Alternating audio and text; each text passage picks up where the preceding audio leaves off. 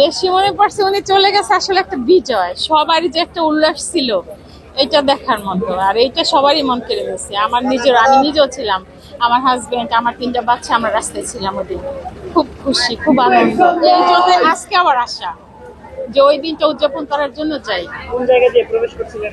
আমি TV centre থেকে শাহবাগ।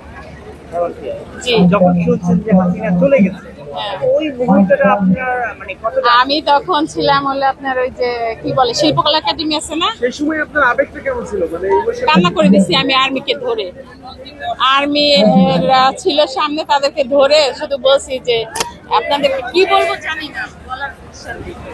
এই বলে তাদেরকে কিন্তু একটা মানুষ দেশ ছেড়ে পালিয়ে যাচ্ছে, কান্না করার কি আছে? খুশিতে কান্না করেছে, তার কারণ উনি তো মানুষকে অনেক জ্বালাইছে, অনেক অত্যাচার করছে। সেই অত্যাচার থেকে মানুষ বাঁচতে পারছে, এই জন্য কান্না করে দিছি।